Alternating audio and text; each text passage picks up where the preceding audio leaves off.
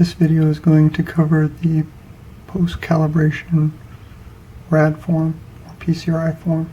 It covers two parts: the equipment and facility identification, and then the qualitative testing which is to be performed. The first field's the facility name, which is your hospital name, today's date, and the inspecting agency, which is the biomed department. The ECN, or equipment control number, or index number, or asset tag, followed by the room number. Below is the equipment identification, which is the manufacturer name of the medical device, the maximum tube potential, which you can obtain from the OEM service manual, and the make or model of the medical device, along with the control serial number and the serial number off the tube head.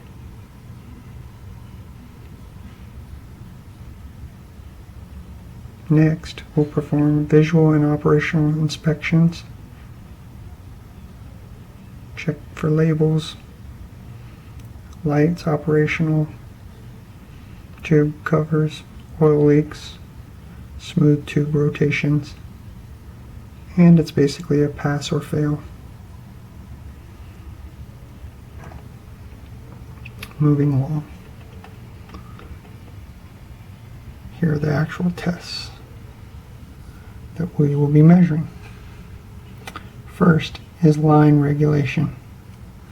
Line regulation measures the applied power quality, which is transient spikes, noise, harmonic distortions, which are the shapes of the AC waveforms, flicker, undervoltage or brownouts, overvoltages of incoming voltage with no load applied, and under a load while taking an X-ray.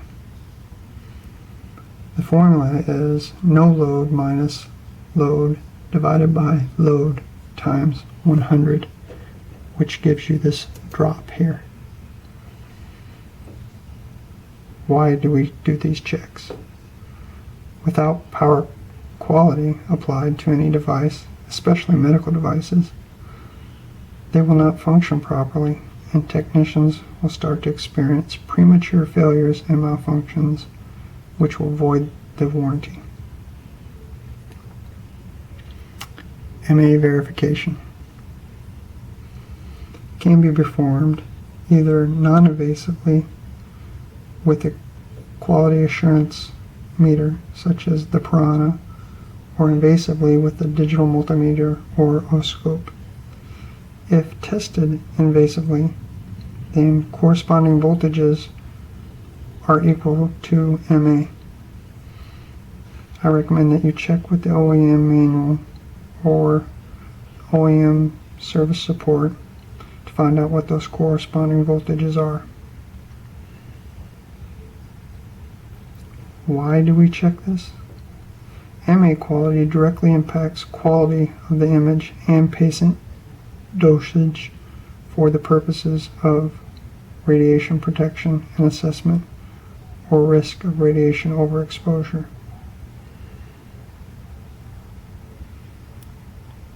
KV verification. KV verification can be performed non-invasively using a QA meter or the Piranha. Why? KVP quality directly impacts quality of the image and density levels, image thickness, as well as contrast, which is image brightness on the film or the monitor.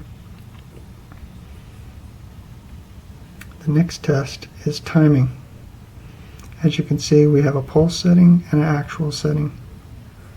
The pulse setting is what we will set on the control display. The actual setting is what we will measure on our QA device or the Piranha. Timing is measured non-invasively with a QA meter or Piranha, and the X-ray device control technique is set to a preset timing so that it can be fired at preset pulses for short or long durations. You can configure pulse settings in accordance with your device manufacturer make or model specifications or your individual preferences. Why do we check these? Timing quality directly impacts the total quantity of radiation exposure. Accurate timing exposures are critical for image quality and conclusive evidence of reducing high patient dosage, which are linked to increased risks of cancer. Although dental's effective dose in milliranking is 0.02, which by comparison to natural background radiation, which is equal to 300 milliranking.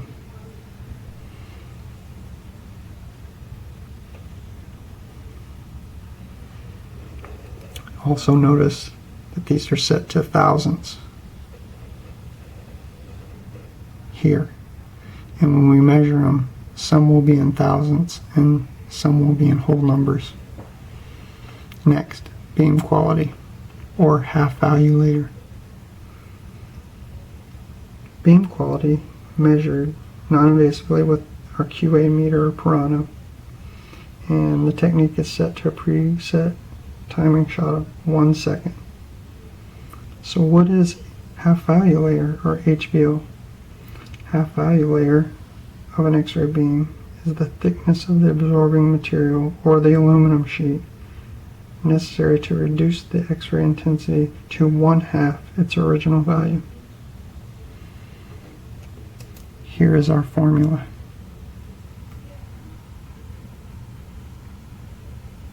Our formula is based on a logarithmic scale, and as you can see, the 1.9 millimeter of aluminum is the max specification that the service manual asks for. So I took pretty much half of that to get the middle, and then I included it here in the logarithmic formula. Replace the 2.5 with the 1 here. Replace the 4.5 with the 1.9 here, which now gives me my logarithmic or half value layer formula, and displays it in this nice little chart, which, as you can see,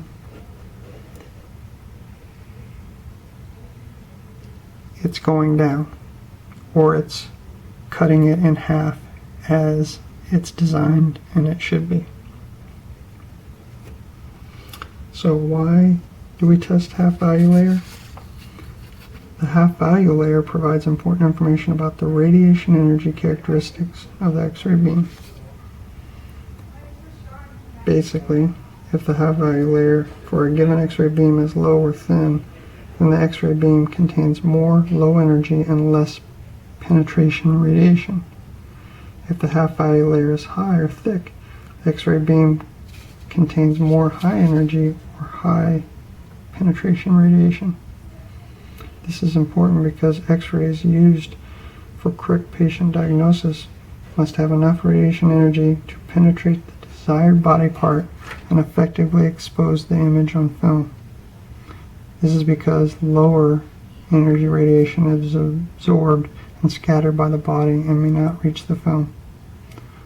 On the other hand, if it's too much filtration in the beam, X-ray beam energy becomes too high and there is a loss of contrast in the X-ray image.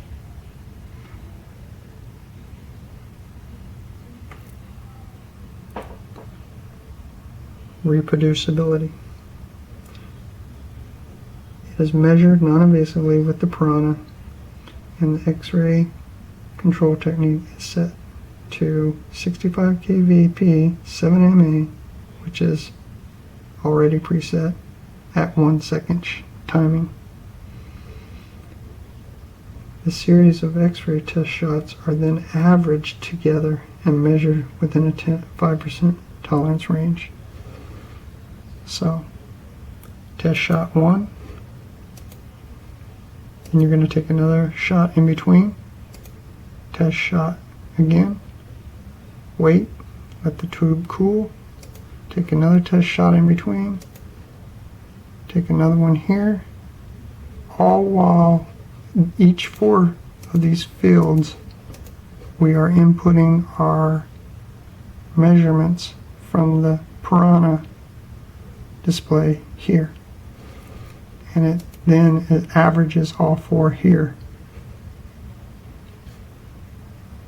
Then we can take our average, and if our average is in between these 2 numbers, it passes. The last part is any comments that we make here. And that's basically how you fill out a PCRI form for dental.